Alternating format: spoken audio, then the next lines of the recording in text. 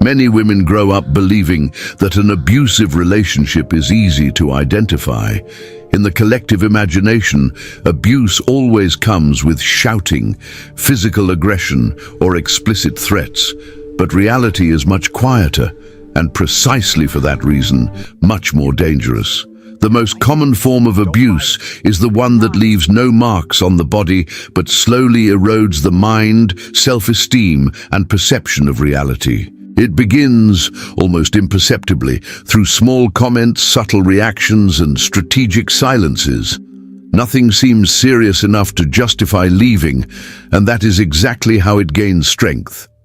At first, it may just be a criticism disguised as an opinion. Then, constant corrections about how you speak, dress, or react. Gradually, you begin to feel watched, evaluated, measured all the time. There are no screams, but there is tension. No obvious violence, but a persistent fear of making mistakes. This type of abuse creates emotional confusion.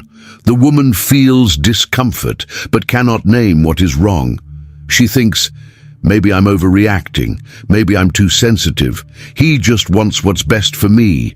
This constant self-doubt does not come out of nowhere. It is carefully built. When abuse is invisible, the victim begins to blame herself for her suffering. She tries to adapt, to mold herself, to speak less, to please more. Without realizing it, she moves further away from who she truly is. The relationship stops being a place of safety and becomes a space of emotional surveillance. Another important sign is the constant state of alert. Even during calm moments, the body does not relax. There is always fear of saying the wrong thing, triggering a negative reaction, or creating tension.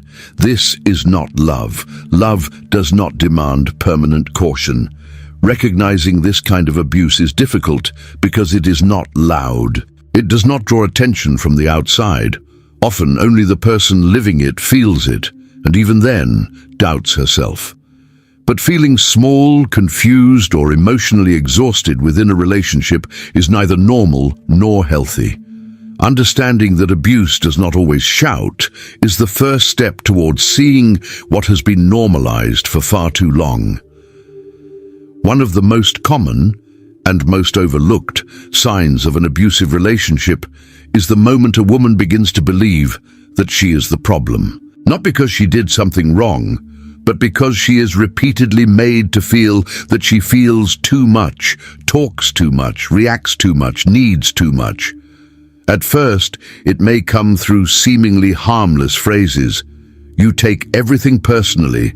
You're too sensitive.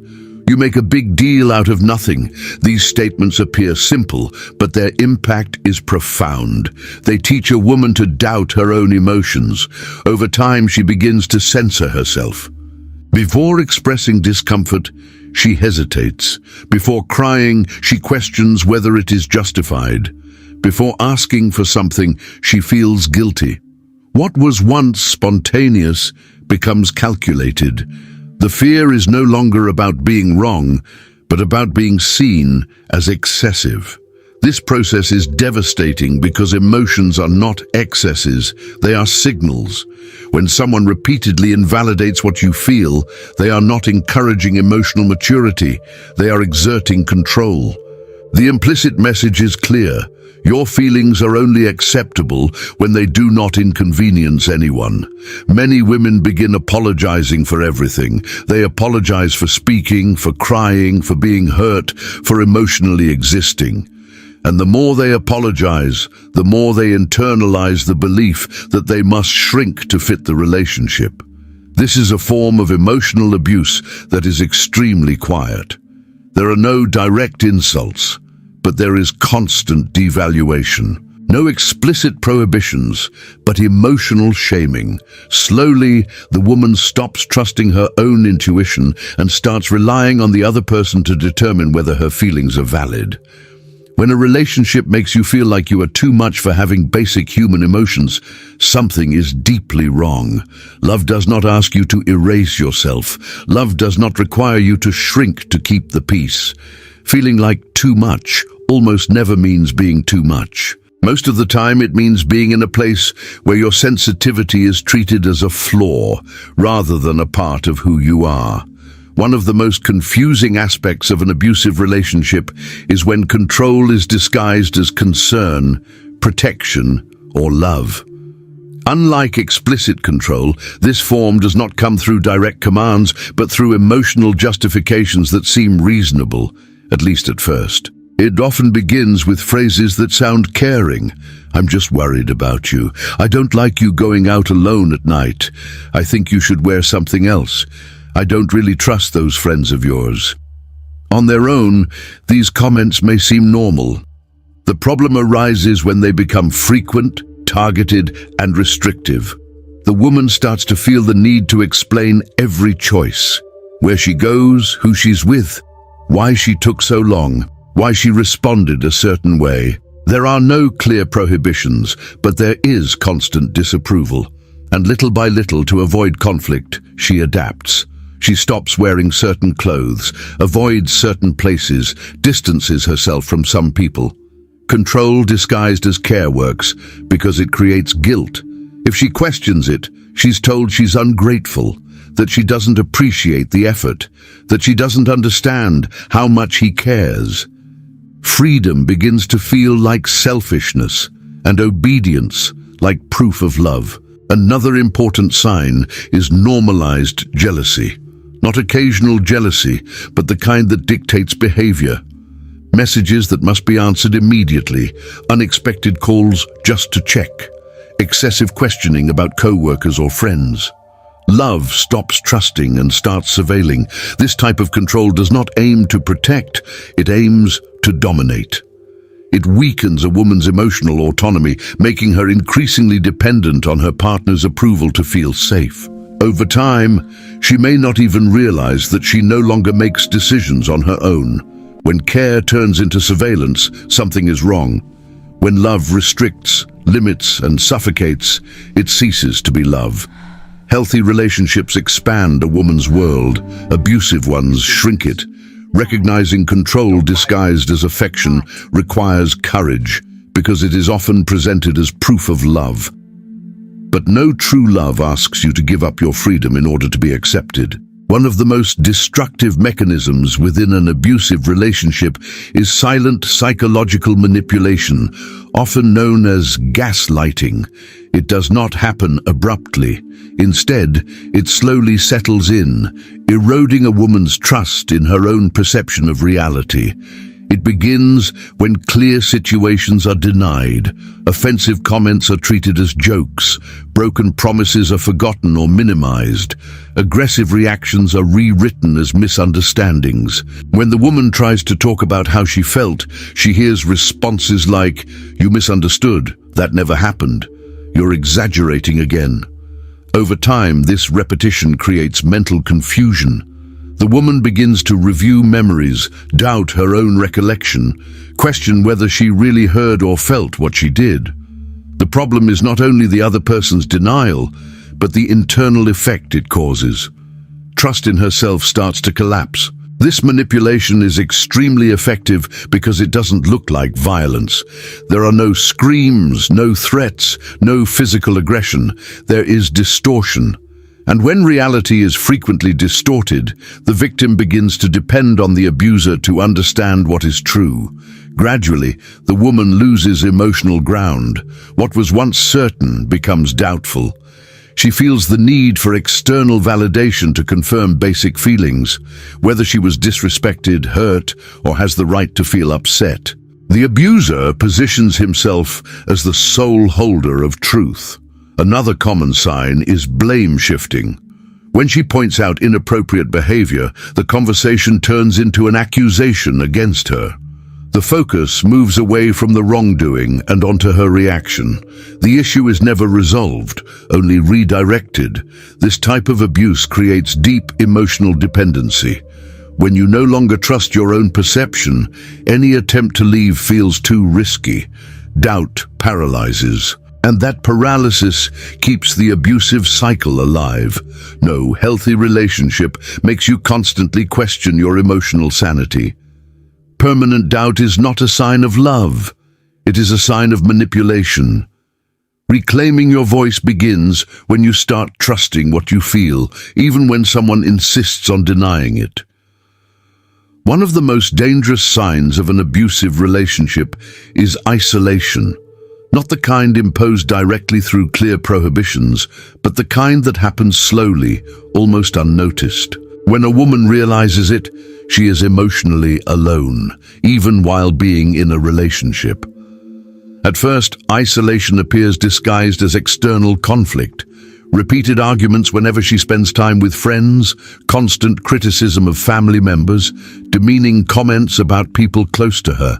Nothing is explicitly forbidden, but everything becomes a source of tension. The implicit message is clear. If you distance yourself from these people, there will be peace. To avoid arguments, the woman begins to give in. She cancels plans, responds less to messages, makes excuses. Not because she stopped caring about her relationships, but because she is exhausted by conflict. Gradually, her social life shrinks, and the relationship becomes the absolute center of everything. This isolation is not only external, but emotional as well. Even when surrounded by people, she does not feel comfortable talking about what she is going through. She feels shame, confusion, or fear of not being understood. Silence becomes a form of self-protection. Another common aspect is the constant discrediting of those who could offer support. Friends are labeled as bad influences. Family members are portrayed as exaggerated or controlling. Anyone who questions the relationship becomes a threat. As a result, the woman begins to doubt even those who have always stood by her. Over time, this isolation weakens the perception of alternatives. Without external references, the abusive relationship begins to feel normal. Suffering is minimized, loneliness becomes familiar. Healthy relationships expand networks, strengthen bonds, and create safe spaces for exchange. When being with other people becomes a problem, when you feel you must choose between your connections and your relationship, something is deeply wrong. Isolation does not happen by chance. It is a powerful strategy of control. The more alone a woman feels, the harder it becomes to recognize abuse, and the more distant any possibility of leaving seems. One of the reasons so many women remain in abusive relationships is the so-called cycle of abuse. It does not happen in a linear or constant way.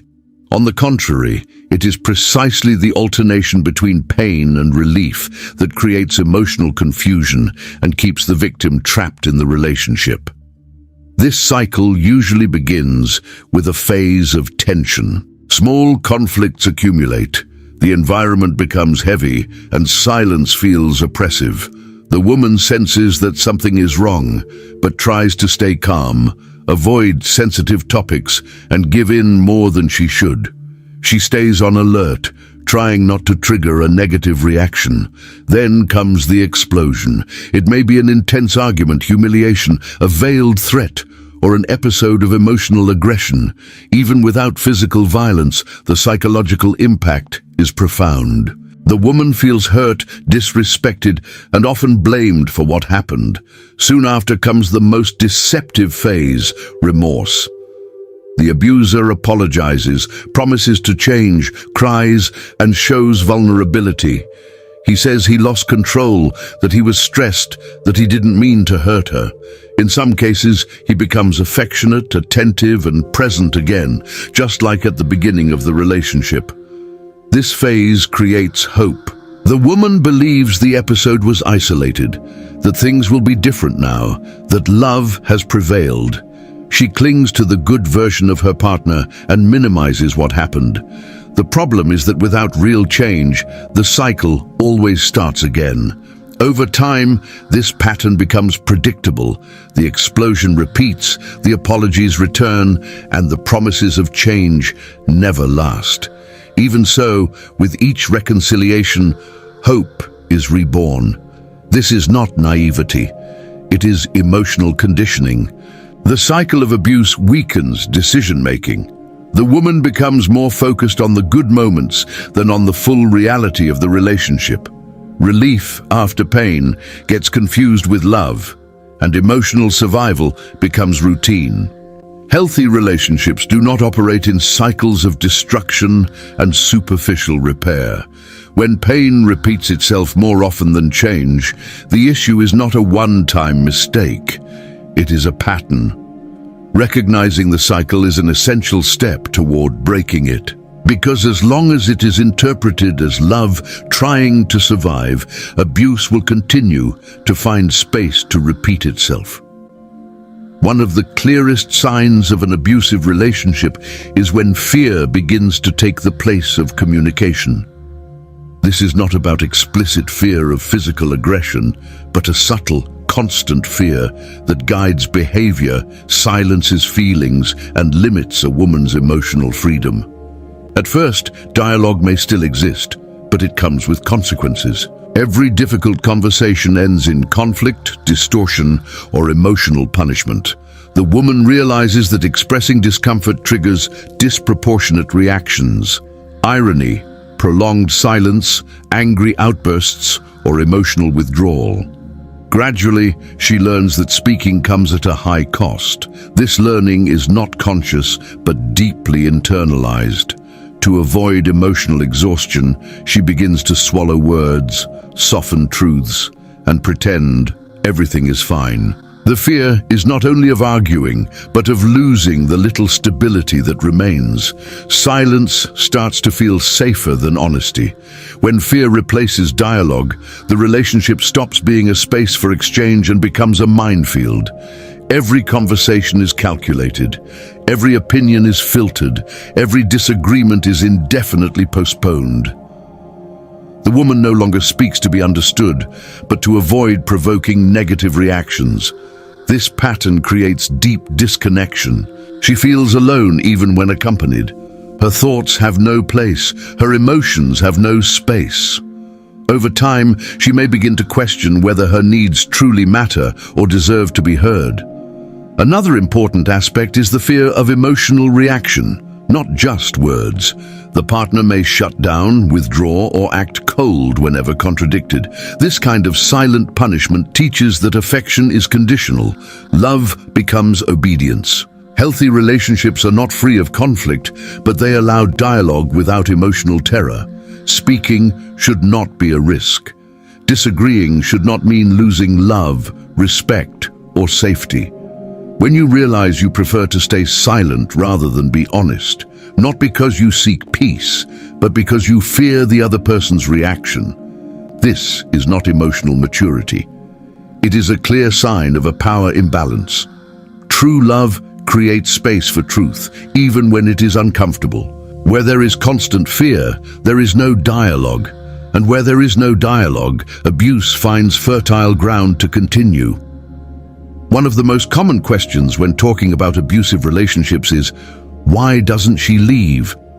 This question, although frequent, ignores the emotional and psychological complexity involved. Staying in an abusive relationship is rarely a simple choice. It is often the result of an invisible prison built over time. Abuse does not start at its worst stage. It develops gradually, alternating moments of pain with moments of affection. This alternation creates a deep bond known as trauma bonding. The woman begins to associate emotional relief, affection, and validation with the same person who hurts her. This generates confusion, dependency, and attachment. In addition, abuse erodes self-esteem. After repeatedly being told she is too much, difficult, or not enough, the woman begins to believe she may not deserve better. The idea of leaving blends with fear.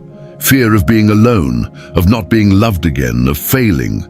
The unknown starts to feel more threatening than familiar suffering. Another powerful factor is hope. The woman clings to the partner's initial version, to promises of change, to rare demonstrations of affection that follow painful episodes.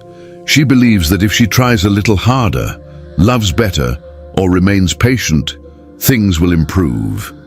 This hope is not naivete, it is emotional survival. There is also fear of retaliation, social judgment, disappointing family, or not being understood. Many women feel ashamed to admit they are in an abusive relationship, especially after having defended it in the past. Silence then feels less painful than exposure. Over time, the woman's identity begins to fade. She no longer recognizes herself outside the relationship. Her dreams, desires, and plans are replaced by the constant effort to keep the peace. Leaving would require rebuilding everything, and that feels impossible when one is emotionally exhausted. Staying does not mean weakness. It means there has been a deep process of emotional conditioning. Judgment does not help. Understanding is the first step toward breaking the cycle and opening space for real support and transformation. An abusive relationship does not destroy only moments. It slowly erodes the way a woman sees herself. The deepest impact of abuse lies not only in lived experiences, but in the invisible marks it leaves on self-esteem and identity. At first, the woman still knows who she is. She has opinions, desires, boundaries. But over time, each criticism, invalidation, and manipulation weakens this foundation. She begins to constantly question herself, whether she is enough, whether she is wrong, whether she deserves love. What once was confidence turns into persistent doubt. Self-esteem does not disappear all at once. It wears down. Small comments accumulate, comparisons arise, achievements are minimized. The woman stops celebrating who she is and starts striving to be accepted. Her sense of worth shifts from internal to dependent on the other's approval. This process directly affects identity. To avoid conflict, she adapts her tastes, opinions, and behaviors. She stops expressing parts of herself. What was once spontaneous becomes strategic. Over time, she no longer knows whether she acts by her own choice or to avoid negative reactions. Many women describe the feeling of being lost. They look at themselves and do not recognize who they've become. They feel guilty for wanting simple things, afraid to dream, insecure when making basic decisions. Abuse teaches that making mistakes is dangerous and that being authentic comes at an emotional cost. Another common effect is emotional disconnection. To survive, the woman may numb her feelings. She cries less, feels less, expects less. This emotional suppression is not strength, it is defense. But living in constant self-protection prevents emotional growth. The cruelest part of this impact is that it often remains even after the relationship ends. A woman may leave physically, but still carry within her the voice that diminished her for so long. Rebuilding self-esteem takes time, support, and above all, self-compassion. Healthy relationships strengthen identity and expand a sense of personal worth. When a relationship makes you feel smaller, insecure, and disconnected from who you are, it is not transforming you, it is erasing you. Recognizing this impact is not about reliving pain, but about understanding what needs care so that rebuilding becomes possible. Reaching the recognition that you are, or were, in an abusive relationship is one of the hardest steps in the entire process. Not because of a lack of intelligence, strength, or character, but because recognition requires facing painful truths. It means accepting that something called love also caused harm, and that is not easy. Many women resist this moment because they believe that recognizing abuse means admitting failure, naivete, or fault. But that belief is unfair. Abuse does not persist because of the victim's weakness, but because of manipulation, repetition, and continuous emotional erosion. Recognizing it is an act of clarity, not defeat. The first step toward freedom is not rushing away or making immediate decisions. It is seeing clearly. It is stopping the justification of what cannot be justified. It is validating one's own suffering without minimizing it. When a woman recognizes that what she is experiencing is not normal, she begins to reclaim something essential, her own voice. This recognition also opens the door to support. While abuse is denied or minimized, the woman remains alone. When it is named, possibilities for help, listening and rebuilding emerge. No one should go through this process in isolation. Another fundamental point is understanding that healing is not linear. There are days of strength and days of doubt, progress and emotional setbacks. All of this is part of the journey. Freedom does not mean erasing the past, but learning not to let it continue defining the present. Gradually, the woman reconnects with who she is. She begins to trust her intuition again. She learns to set boundaries without guilt. She discovers that love does not hurt, suffocate, or diminish. Love supports, respects, and nurtures. If something within you awakened throughout this video, honor that feeling. It did not arise by chance. Awareness is the beginning of transformation, and every woman deserves to live relationships where she can be whole, safe, and respected. Recognizing is not weakness, it is courage. And courage is what opens the path to a lighter, truer, and freer life.